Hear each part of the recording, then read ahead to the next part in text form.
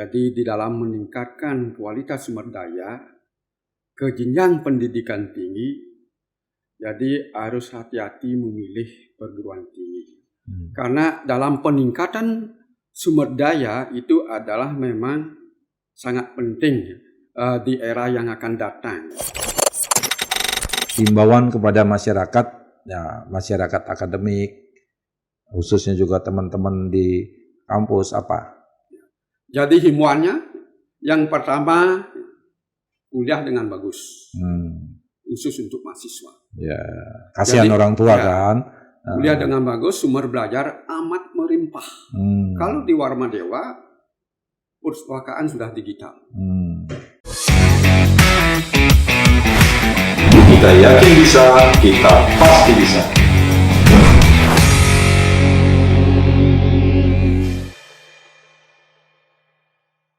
Sahabat Weekend, kita ketemu lagi dalam bincang santai kita, dan kali ini kita akan ngobrolin tentang pendidikan, khususnya bagaimana anak-anak muda yang baru saja menyelesaikan sekolahnya di SMA, di SMK, kemudian mau melanjutkan studi ke perguruan tinggi. Nah, saya menghadirkan pengamat pendidikan yang juga wakil rektor 1 Universitas Warmadewa, Insinyur Inyoman Kace MSI. Selamat datang Pak Kace. Selamat datang ya Pak Ketua. Jadi hari ini kita ngobrolin tentang pendidikan ini, karena banyak anak-anak kita yang sedang mencari tempat kuliah atau mencari program studi itu kebingungan nih, kemana mereka harus mencari dan bagaimana referensi yang mereka harus pegang ya ketika memilih satu program studi atau perguruan tinggi yang cocok untuk mereka mereka pilih dalam menempuh studi lanjut gitu. Gimana kabarnya nih Pak Kace? Baik, terima kasih Pak Ketua ya. Jadi untuk anak-anak yang baru menamatkan pendidikan SMK, SMU, jadi di dalam meningkatkan kualitas sumber daya ke jenjang pendidikan tinggi, jadi harus hati-hati memilih perguruan tinggi. Karena dalam peningkatan sumber daya itu adalah memang sangat penting di era yang akan datang. Sumber daya manusia, terutama itu adalah dari SMA ke pendidikan tinggi, itu adalah salah satu jalan untuk meningkatkan kualitas SDM. Kualitas SDM ini amat penting karena sebagai indikator negara yang maju, kualitas SDM itu menempati ranking pertama ya. Contoh ya, bangsa Indonesia, daya saing bangsa Indonesia itu masih sekitar urutan ke-38 dari 100 negara di dunia ya. Berarti yang di ranking ya. Kita ada di sepertiga lah ya. Di urutan 38 ya.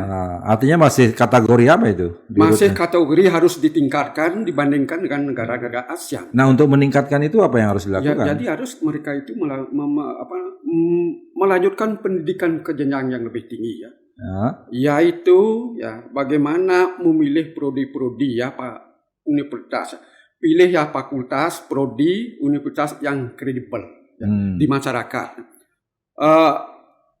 Universitas yang kredibel itu dari segi akreditasinya sudah bagus. Sudah bagus.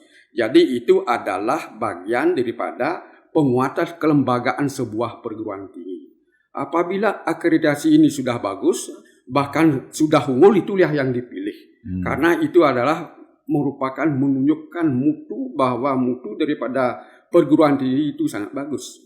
Tapi kan terkadang ada sikap ya yang berkembang gitu ya. Wah, yang penting saya tamat, kemudian ada embel-embel di belakangnya, nggak usah susah-susah. Nah, ada yang berpandangan begitu. Ada juga yang memang kuliah itu memang benar-benar cari ilmu. Nah, terhadap fenomena ini Apa yang harus dilakukan gitu? Terima kasih sekali lagi Pak Ketua ya. Masyarakat harus pintar memilih perguruan tinggi yang memang mengedepankan mutu ya.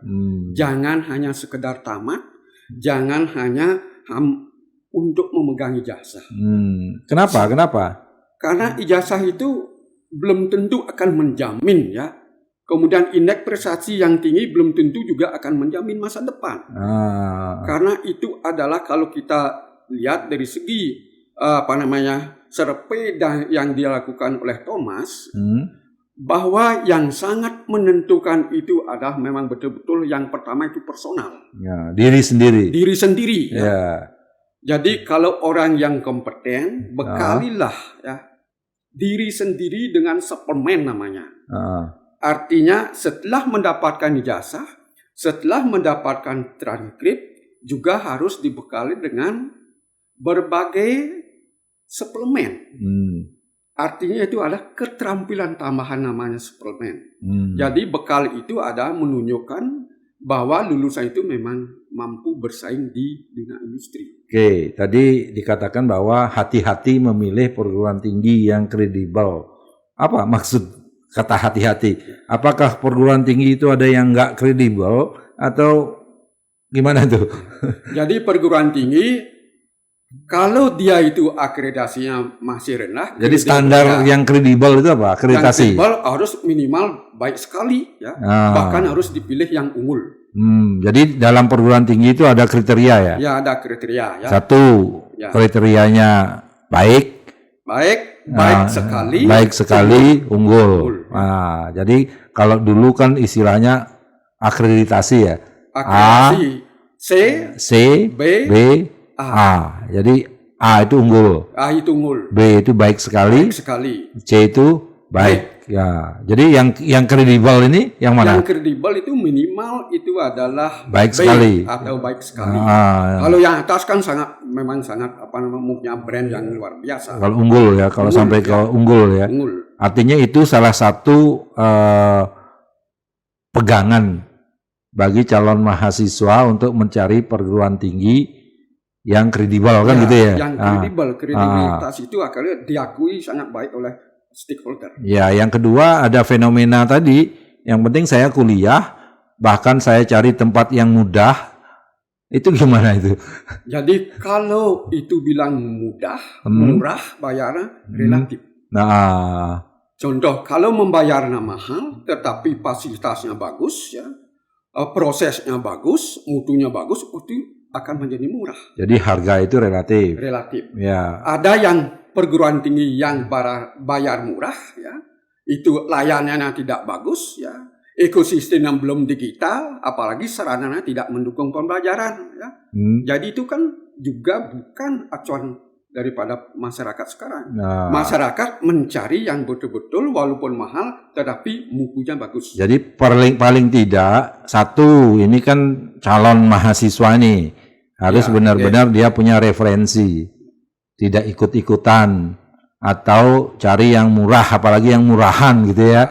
Murah itu belum tentu, ya pastilah namanya juga murah. Bagus. Jadi harus dicek dulu kan. Harus dicek dulu perguruan tinggi mempunyai pangkalan data di Dikti. Itu ya. Jadi biar nggak ketipu gitu dalam tanda kutip ya. Yang kedua kan orang tua juga penting mengarahkan ini. Karena banyak juga masyarakat mencari perguruan tinggi mudah, tamat cepat, bukan itu ukurannya. Yang bagus adalah tamat tepat waktu. Tamat tepat waktu. Karena itu ada standar Dikti yang mengamanatkan tidak boleh tamat 3 tahun untuk sarjana. Dan itu tidak memungkinkan. Tidak memungkinkan kan? Ada anggapan masyarakat di sini masuk, di sini 2,5 tahun nggak bisa tamat gitu. Cepat tamat, nah bukan itu jaminan. Bahkan itu dikatakan ilegal. Melanggar ya. Ini penting ini untuk anak-anak kita ini. Melanggar ya. Dan rekam jejak daripada histori pembelajaran itu harus ada di pangkalan data Dikti.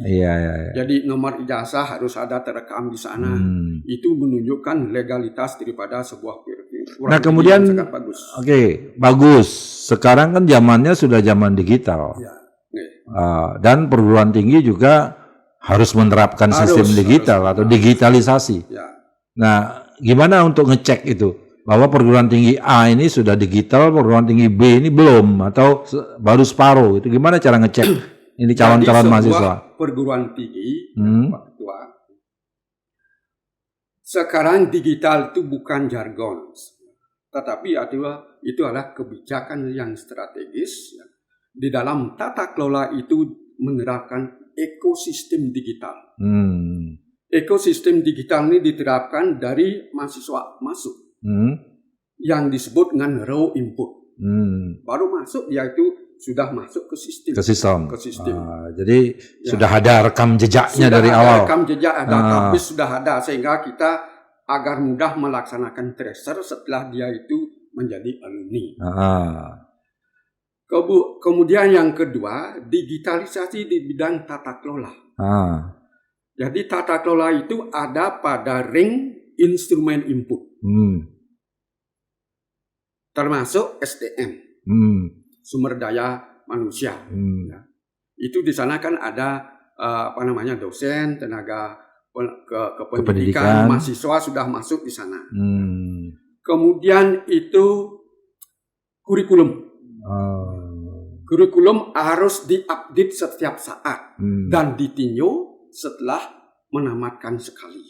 Berarti setiap berapa tahun itu kurikulum harus ditinjau? Tergantung stratanya. Kalau strata 2 boleh 2 tahun. 2 tahun. 2 tahun strata paling. 3 itu 3 sampai 4 tahun. S1 itu 4 tahun ditinjau secara artinya total. Sekurang-kurangnya kan gitu. Ya, sekurang-kurangnya. Kemudian yang ketiga itu implementasi kurikulum harus digital juga. Ya. Karena dalam pandemi yang tahun 2019 sebagian besar perguruan tinggi mengalami kelimpungan. Karena dia itu belum mempunyai LMS. Learning Management System. Itu sudah digital? Sudah digital. Sehingga pengendalian daripada proses pendidikan di instrumen ini bisa kita kendalikan setiap hari. Melalui sistem. Jadi sesuai dengan standar mutu, 1 bulan pertama apabila dosen kurang dari 4 kehadirannya ditegur oleh sistem. Sistem yang menegur. Sistem yang menegur. Jadi tidak ada istilah yang penting bayar lalu lulus. Tidak ada istilah itu ya. Dan jadi, kalau itu terjadi, itu tidak boleh terjadi, Pak Ketua. Kalau terjadi, nggak mungkin. Nggak mungkin kalau di yang kredibel itu tidak mungkin. Nggak mungkin. PT yang kredibel. Kalau yang abal-abal mungkin. Abal-abal mungkin dalam tanda petik. Ya. Dan itu membuat celaka lulusan. Masa depan mereka itu tidak jelas. Karena semua lembaga baik itu negeri dan swasta rekam jejak daripada karyawan itu akan dicari. Rekam jejak histori pendidikannya.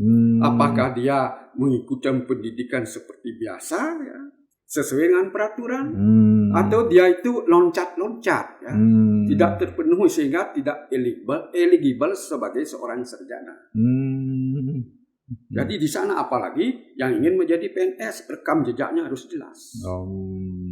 Jadi yang PT yang kredibel, pangkalan datanya pasti bagus. Berarti kuncinya pangkalan data. Pangkalan data. Kemudian juga di dalam inputting daripada sumber belajar agar dia itu bisa melihat secara asinkron, semua dosen itu seharusnya menaruh bahan ajarnya di Learning Management System yang dimiliki oleh PT. Karena setiap saat mahasiswa itu bisa melihat, bisa membaca, mereview kembali atau memberikan critical review terhadap bahan-bahan ajar itu ya dari temannya. Itu asinkron. Asinkron itu artinya setiap saat, kapanpun mahasiswa secara personal bisa masuk ke sistem. Artinya bukan harus dibukakan oleh dosen seperti Zoom, harus dosennya buka baru dia masuk. Itu baru di pendidikan, apalagi itu? Baru di pendidikan. Ya. Kemudian yang menyangkut tridharma, yang lain penelitian ya harus ke sistem juga. Jadi penelitian pengabdian ini adalah untuk menjaga kredibilitas dosen, integritas dosen. Ya. Jadi sistem itu akan menyaring apabila judul-judul riset yang dilakukan itu misalnya judulnya kembar, copy paste itu akan kelihatan. Baik PKM, kemudian penelitian juga. Tata kelola ini adalah memegang peranan yang sangat penting. Ya. Kalau sumber daya uang banyak, tetapi tata kelola tidak bagus, sumber daya dosen bagus, tata kelola tidak bagus, itu akan berpengaruh negatif terhadap pengelolaan perguruan tinggi, termasuk luaran di bidang pendidikan, luaran di bidang penelitian, dan luaran di bidang penelitian. Jadi rumit juga ya. Ya, jadi memang kalau mengelola perguruan tinggi, memang tenaga pikiran, curahan waktu harus sepenuhnya untuk pengembangan kelembagaan. Ya. Jadi nggak bisa kita nyambi gitu ya. Tidak bisa nyambi ya, karena semakin kompetitif. Ya, terakhir ini kan karena banyak pelanggaran, Pak Ketua. Ya. Itu ada 35 perguruan tinggi yang sudah ditutup. Di seluruh Indonesia? Seluruh Indonesia. Di Bali? Di Bali ada. Berapa perguruan tinggi? Di Bali ada satu. Satu perguruan tinggi ya. Prodi banyak. Oh, prodi yang ditutup? Ya, prodi juga banyak. Apa? Karena melanggar pangkalan data. Rekam jejak daripada histori pendidikan mahasiswa itu tidak dimasukkan ke pangkalan data. Data. Apabila sebuah prodi atau perguruan tinggi ditutup, nasib mahasiswa itu gimana? Itu ditangani oleh kalau di sini LLDT Walahdapan akan di-dropping ke PT yang lain. PT yang lain. Tapi kalau status PT-nya beda? Itu akan dilihat akreditasinya. Iya. Kan kadang-kadang ada yang dia misalnya masih baik, tapi di sini udah unggul semua, mungkin nggak dia drop? Tentu tidak bisa. Nggak bisa ya? Tidak bisa, karena mutunya sudah berbeda. Jadi itu ada kebijakan direktur kelembagaan ya. Jadi LLDT disuruh memetakan mana yang tidak disparitas, tidak berbeda. Di sana dia itu akan dialihkan. Apa yang menyebabkan sebuah perguruan tinggi itu bisa ditutup? Di samping tadi itu pangkalan data. Ya. Yang pertama, dia itu tidak menjalankan komitmen mutu. Berarti mutu ya? Mutu ya. Jadi ada penjaminan mutu? Ada penjaminan mutu ya. Jadi sesuai dengan standar pendidikan, penelitian, pengabdian, dan standar tata kelola ini penting. Ya. Termasuk ya, di tata kelola ini adalah termasuk bagaimana penggunaan sistem tata kelola, kemudian bagaimana inputting pertama, kemudian prosesnya bagaimana, luarannya bagaimana, itu harus dijamin mutunya. Yang lainnya apa? Sampai mutu? Yang lain ya, yang memegang peran itu adalah memang seluruh sivitas akademika. Seluruh dari jajaran pimpinan sampai jajaran terendah, visinya harus satu. Jadi visinya mengerucut seperti sopir ya. Jadi sopir ini mengarahkan lembaga itu kemana akan larinya sesuai dengan rencana pengembangan, rencana induk pengembangan, dan diisi dengan operasional itu setiap 4 tahun rencana strategis. Berarti perguruan tinggi harus buat rencana induk pengembangan. Iya. Kemudian harus punya rencana strategis. Harus punya strategis. Harus punya visi dan misi berarti. Harus punya visi kemana mau dibawa lembaga ini. Tapi kan semua hampir punya, tetapi kan kembali ke komitmen pimpinan kan. Komitmen pimpinan ada juga, sebuah perguruan tinggi membuat visi yang tidak visible. Yang terlalu diangan-angan. Padahal mereka itu tidak bisa mencapai ya. Jadi visinya terlalu tinggi. Dilihat dari segi kemampuan sumber daya internal. Tidak mampu. Jadi analisis SWOT-nya tidak dipakai. Rencana pengembangan ke depan ya. Jadi itu tidak boleh dengan sistem coba-coba. Jadi visi itu walaupun dia mimpi tetapi kan terukur. Itu kira-kira ya. Visible, achievable ya. Time bound, punya tahapan-tahapan itu direncanakan. Oke. Kan itu perguruan tinggi secara umum. Nah sekarang yang saya tahu Pak Kace ini adalah Wakil Rektor 1 bidang pendidikan ya. Bidang pendidikan dan akademik ya. Akademik. Yang menangani akademik di Universitas Warmadewa. Nah, cerita yang tadi disampaikan itu kalau kita tarik ke Warmadewa gimana? Ada nggak? Atau jangan-jangan antara cerita dengan kenyataan ini nggak nyambung gitu? Jadi jelas Pak Ketua, yang saya katakan itu adalah inline ya. Jadi Warma Dewa ini saat ini menerima Penmaru ya. Pembukaan Penmaru tadi pagi mulai melakukan tes. Jadi saya menyampaikan terima kasih ya kepada stakeholder masyarakat. Artinya ini sudah mulai ada Penmaru. Sudah mulai ya. Ternyata ya kepercayaan masyarakat terhadap Warma Dewa sangat tinggi. Dari mana ngukurnya? Jadi ini dibuktikan yang mendaftar di Warma Dewa itu mendaftar awal 3.145. Kemudian yang layak mengikuti tes 2.837. Maksudnya yang layak itu gimana? Yang layak itu dia itu memenuhi mengisi belangko tidak yang layak itu dari membayar belangkonya, database-nya lengkap gitu. Artinya ada seleksi administratif. Ada seleksi administratif. Sehingga kemudian dari 3.000 sekian itu hanya 2.000 sekian yang dinyatakan layak. 2.837. Itu di gelombang 1. Berarti akan ada gelombang 2 ya. Di gelombang 1 ini ada beberapa prodi yang sangat kompetitif, bahkan daya saingnya sangat tinggi. Contoh kedokteran. Kedokteran ya. Kedokteran ya. Jadi kedokteran Warma Dewa ini favorit ya. Sudah 1:4. Kalau diterima misalnya 175 itu sudah 600 orang. Berarti yang lagi sisa ini belum mampu kita tampung. Kemudian yang kedua fakultas teknik. Teknik arsitek. Ya. Kemudian juga teknik sipil. Pelamar sudah jauh melampaui daripada kota yang kita tetapkan. Jadi daya saingnya sangat bagus ya. Sangat kompetitif. Kenapa? Kita akan mencari sumber input, raw input yang memang betul-betul mutunya bagus. Tes juga kita rubah. Dari tes Penmaru yang dilakukan secara biasa, tes yang sekarang kita rubah menjadi skolastik. Apa itu tes sekolah? Artinya tes itu yang lebih banyak mengedepankan penalaran. Ya.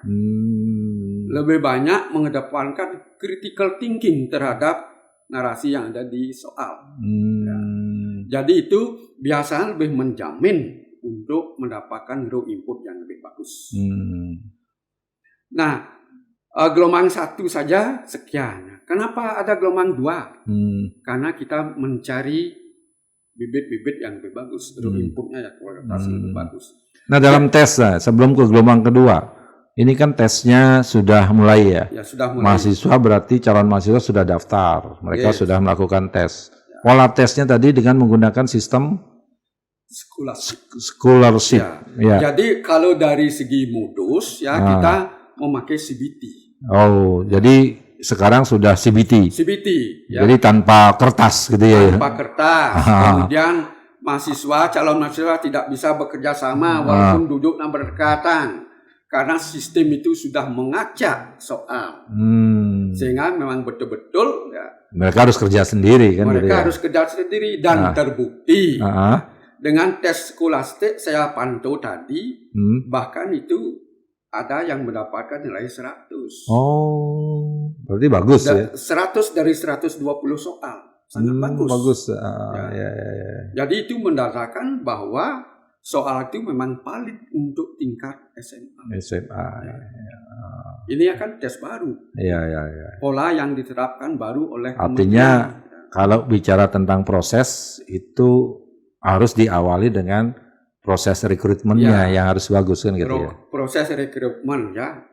Masuk kalau di Warma Dewa begini masuk tetap ekosistem digital itu sangat berperan, semua masuk ke sana. Kemudian setelah masuk dia itu akan otomatis enroll ke LMS. Masuk dia sesuai dengan kelas. Sesuai dengan kelas yang dia tulis di KRS juga secara online. Masuk ke ruangan sesuai dengan daya tampung. Jadi daya tampung ruangan itu sudah kita atur di sistem. Jadi sistem udah mengatur. Sudah mengatur. Tidak bisa saya memilih kelas A atau kelas B, kelas C, nggak bisa. Boleh memilih Pak Ketua, boleh. Tetapi setelah kelas itu penuh, ya, dia itu akan terlimpar ke kelas yang lain. Sistem yang ngatur. Jadi setelah dia itu registrasi, langsung ada pada enroll di sistem LMS kita. Setelah dia itu masuk ke sistem, absensi bisa diterbitkan. Jadi dalam masa-masa yang masih ekonomi ini masih sulit, ya, terutama mahasiswa yang sudah stay, yang sudah terdaftar, mahasiswa lama, kita berikan istilahnya pra-KRS. Keleluasaan mengikuti kuliah, mereka itu belum mampu membayar. Kita berikan ring waktu sehingga dia bisa kuliah, ya, kemudian UTS bisa, ya, kemudian apabila dia itu membayar, langsung masuk. Apabila dalam kondisi yang tidak bisa, kita sudah menyediakan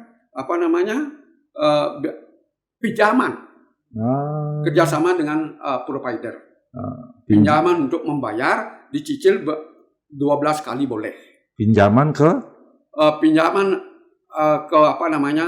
beasiswa. Ya, jadi biar ada lembaga yang mampu menyediakan pinjam itu, ya, dengan bunga yang sangat kecil. Jadi mahasiswa itu bisa pinjam. Bisa pinjam. Kemudian mahasiswa nyicilnya ke lembaga itu. Dan mahasiswa tahu itu. Sudah tahu, sudah banyak memanfaatkan. 2 hari itu sudah cair, sudah langsung dibayar. Jangan-jangan nanti mahasiswa yang sudah dikasih uang sama orang tuanya malah dia minjem. Tapi rekam jejak daripada pembayaran itu kita berikan step dulu. Di semester genap itu sampai semester ganjil sampai tanggal 31 Agustus. Ya, tapi kan tetap pembayarannya tidak cash money gitu. Ya, tidak. Kan lewat bank ya? Oh, itu semua pembayaran online kan? Dan itu bisa dilakukan kapan saja selama 20 Jadi jam. Ini penting juga untuk orang tuanya. Jangan sampai orang tuanya udah ngasih uang, nggak dibayarkan gitu. Bisa orang tua ngecek, ya. Ngecek dengan yang penting NIM anaknya tahu. Ya, bisa apakah anak saya sudah bayar, tidak, ya. Termasuk nilai kan? Termasuk nilai, termasuk absen. Bisa dicek. Bisa dicek. Jadi orang tua ini juga harus terlibat lah ya. Harus terlibat, harus bisa mengawasi anaknya. Karena kan begini ya, dari segi proses pembelajaran ini, akses itu kita buka ke orang tua. Ya. Ke depan kita akan menerapkan berbagai modus, online pool, hybrid learning, dan blended. Dan ini bisa dilakukan di Warmadewa? Bisa, ya. Jadi kalau kita blended itu sekian persen online, sekian persen offline. Metode absennya beda. Kalau kita melakukan metode dengan barcode, dia itu tidak bisa ngabsen di luar kelas. Iya. Kalau dengan online, ya, absennya metodenya beda. Absen dari manapun boleh. Ya. Kalau hybrid, ya, apabila mau absen dengan barcode, kedua-duanya bisa. Yang penting share itu barcode-nya. Rotating barcode itu dia itu akan berubah selama 15 detik. Ya. Dan tidak bisa kan dia itu nitip ke orang lain. Ke orang lain. Jadi terdeteksi lah. Terdeteksi. Gitu. Jadi ini pengendalian terhadap kualitas daripada pembelajaran. Nah, dengan sistem yang ketat gitu, jangan-jangan nanti mahasiswanya lari. Waduh, Warmadewa ini ketat banget nih, ngapain saya kuliah di Warmadewa gitu. Justru mahasiswa sekarang apabila dosennya lalai, dia itu akan bisa kontrol. Bisa akan protes. Karena memang betul-betul. Jadi ada perubahan perilaku ya. Ada perubahan perilaku. Jadi kayaknya sih masyarakat mulai sadar bahwa pendidikan itu dan mutu pendidikan itu penting. Kan begitu. Sangat penting karena itu akan menentukan daya saing. Kan ada masa di mana orang yang penting saya dapat gelar gitu. Ya. Nah, sekarang masanya orang harus bicara mutu. Ya. Karena nanti ujungnya akan bersaing kan gitu. Bersaing ya. Outputnya itu kan. Outputnya bersaing. Oke. Tadi dikatakan bahwa gelombang 1 ini sudah mulai ya. Sudah mulai. Kapan itu pengumumannya? Jadi pengumuman kita rencanakan tanggal 3. Tanggal 3 Juli. Ya. 3 Juli. Ya. Nanti karena hari libur ini ya, itu sudah maju dari jadwal. Jadi dengan sistem CBT kayaknya hasilnya udah langsung bisa dilihat ya. Habis ujian bisa dilihat. Oke. Ya. Nah nanti 3 Juli.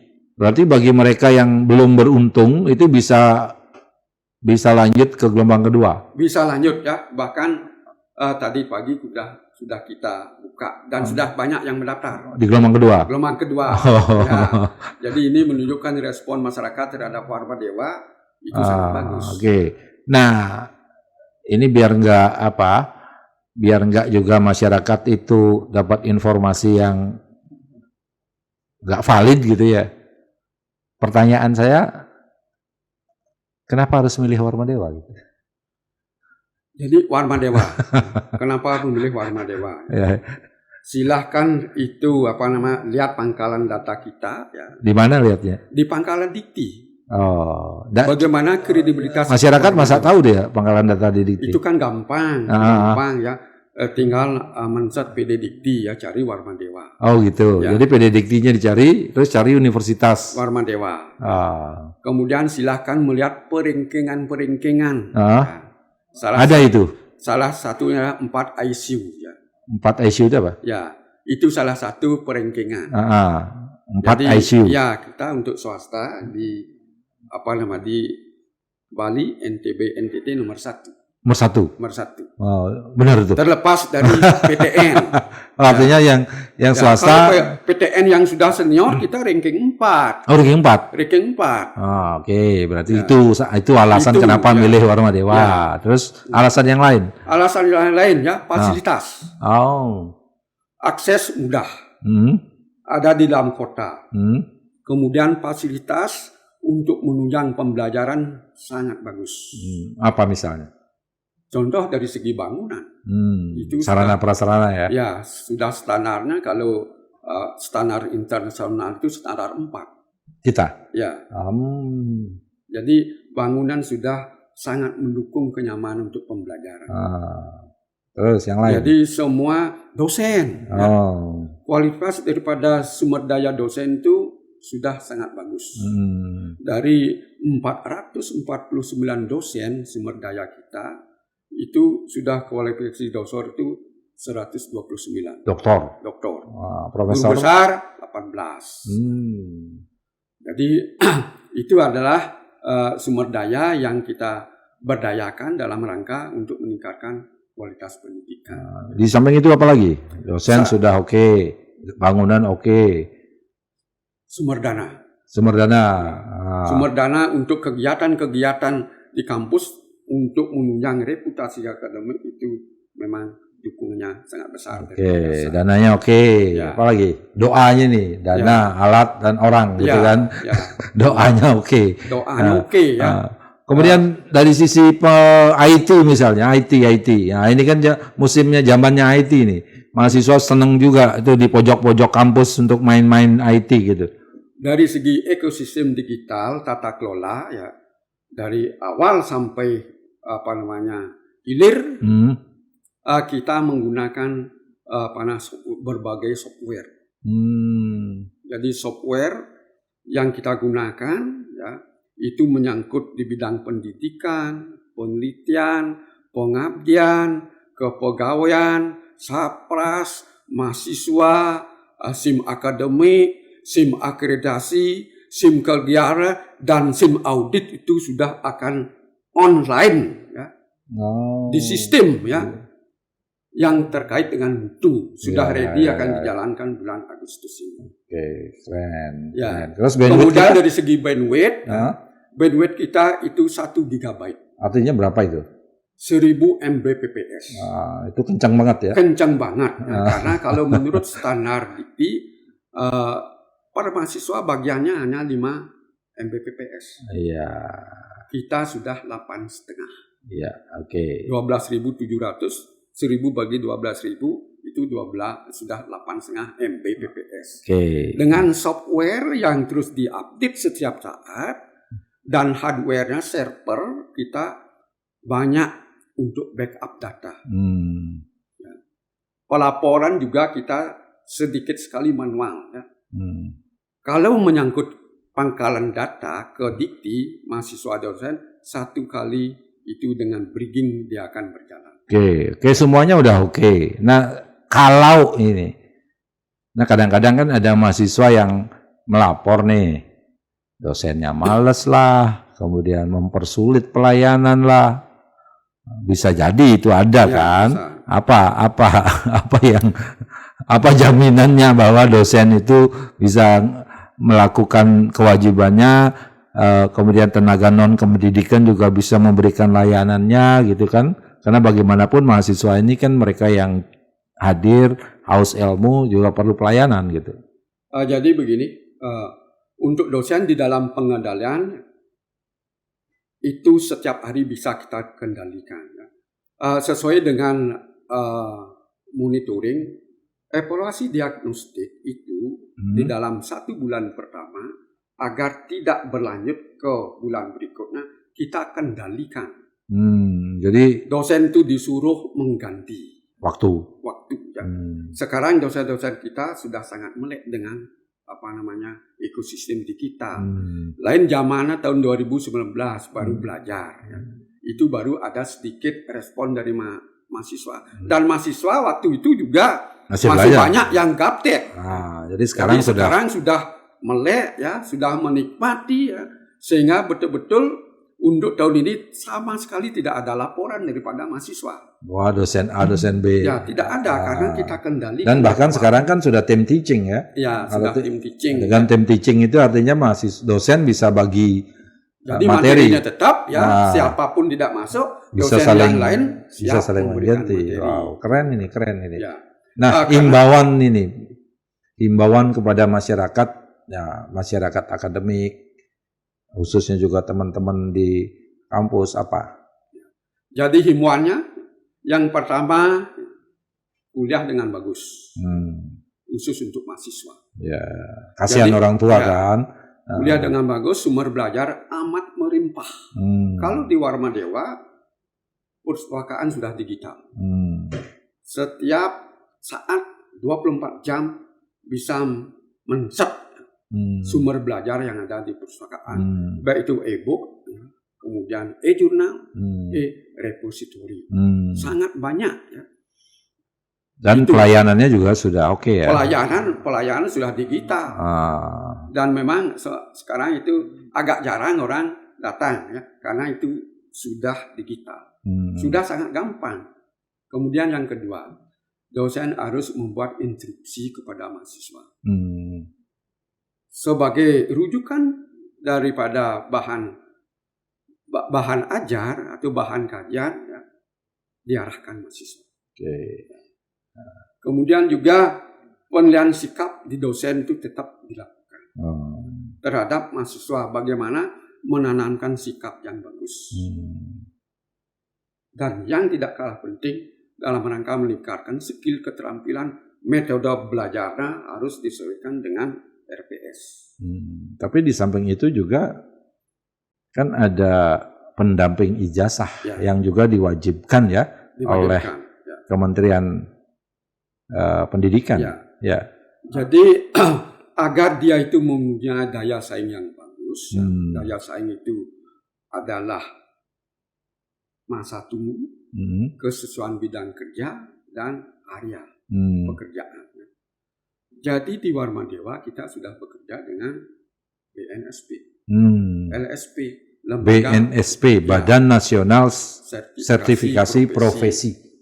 Berarti jadi, setiap lulusan wajib mengikuti salah satu, minimal memilih satu LSP yang sudah kita kerjasamakan dengan BNSP. Oh, keren. Salah satu, ada 23 skema yang mereka pilih sesuai dengan prodi masing-masing. Artinya itu sebagai pendamping juga dibolehkan. Dan sertifikat itu kan disahkan oleh BNSP. Ya, sertifikat itu ada legal secara nasional.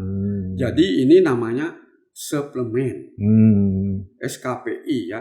Jadi di sana di SKPI itu semakin kaya uraian pembekalan yang diberikan kepada mahasiswa itu akan menjamin masa tunggu itu akan lebih singkat. Iya. Oke, jadi, Pak Aceh. Tracer tahun ini belum selesai. Jadi rata-rata tracernya? Tracer tahun yang lalu sesuai dengan peraturan kementerian 2 tahun setelah harus kita tracer. Tracer itu artinya kita ngecek ya. Ngecek alumni. keberadaan alumni.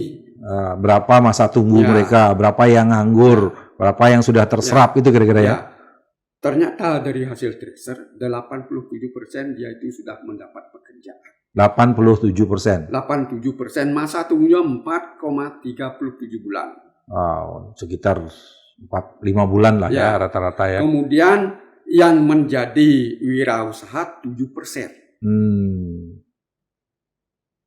Selanjutnya yang bekerja di perusahaan internasional 3%. Ini menunjukkan daya saing. Iya. Jadi semakin bagus masa tunggu, semakin pendek.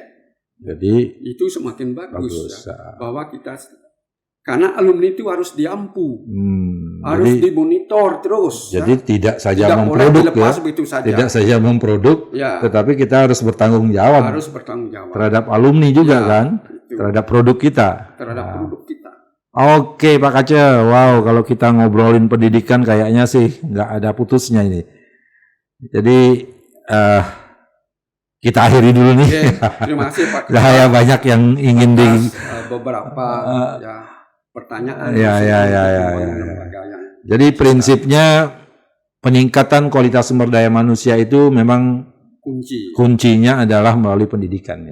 Jadi pendidikan salah satunya adalah perguruan tinggi. Tapi bagaimana perguruan tinggi bisa menjamin lulusannya kredibel, maka di situ ada proses. Dan prosesnya tentu dikawal oleh penjaminan mutu. Maka hati-hati memilih perguruan tinggi, kira-kira begitu ya. Dan tentu masyarakat dan calon-calon mahasiswa baru juga harus punya referensi sebelum memilih perguruan tinggi atau program studi yang nanti akan dipilih agar tidak menyesal dalam proses perjalanan perkuliahan. Jadi sahabat weekend, demikian ngobrol kita tentang pendidikan hari ini. Sampai jumpa dalam kesempatan yang lain. Bye-bye.